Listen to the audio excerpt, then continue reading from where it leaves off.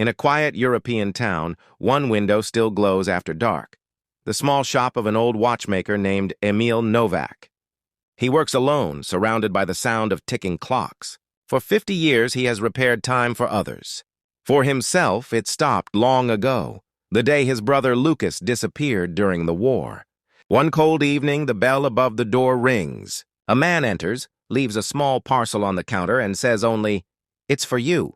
Before Emil can reply, the stranger is gone. Inside the parcel lies a blue leather case. He opens it and finds a tarnished pocket watch, cracked and silent. On the back, 2 small letters, LN, his brother's initials. He opens the case. Behind the back plate, folded like a secret, is a note in his father's handwriting. "For the boy, and for what he will keep safe when we cannot." Emil stays up all night cleaning and repairing the watch. When he winds it, a faint tick breaks the silence. The first sound from the watch in 40 years. He whispers, "Welcome back, brother." The next morning, he takes a train to Prague, following the address from the note.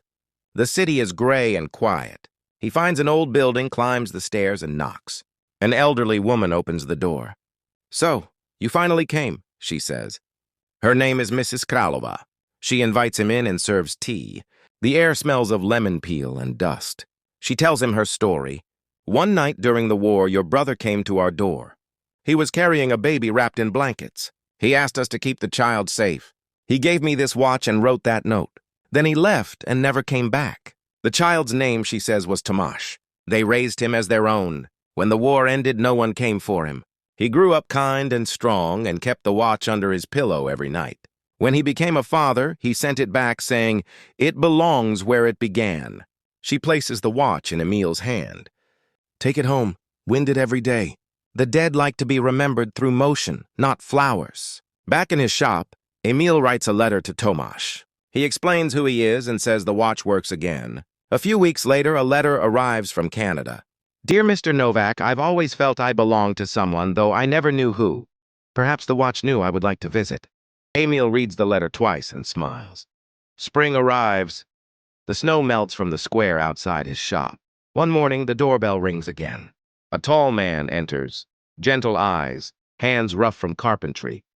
"Tomasz," Emil says softly. They shake hands. For a moment, both seem unsure what to say. Then Emil sets the watch on the counter. Tomasz winds it slowly. Together, they listen. Tick, tick, tick. They sit by the window, sharing soup and stories. Tomasz talks about his family, his children, and his life in Canada. Emil tells him about Lucas, his laughter, his stubbornness, and how he disappeared to protect others. "Do you think he knew we'd ever meet?"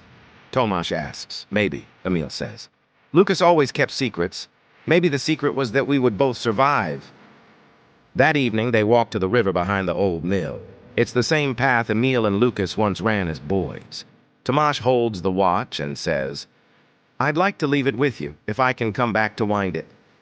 "Come back any time," Emil replies. "The watch will remember you." They embrace and say goodbye. Months pass. Emil grows weaker, his hands shaking when he works. But every morning he winds the watch. Each tick reminds him he is still here. One night the bell above the door rings softly, though no one enters. In the morning, Emil is found at his workbench, peaceful, the watch still ticking in his palm. A few days later, Tomasz returns. He enters the quiet shop and finds everything as Emil left it. He winds the watch, sets it upright, and listens. Tick, tick, tick. "I'll keep it safe," he whispers. "For both of you."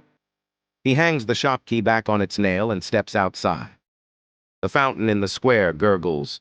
Children laugh, and the air smells of bread from the bakery. Inside, the shop remains still except for one sound, the steady heartbeat of the old watch, proving that love, memory, and time still move forward. Tick, tick, tick. Fade out. Gentle music plays, the end.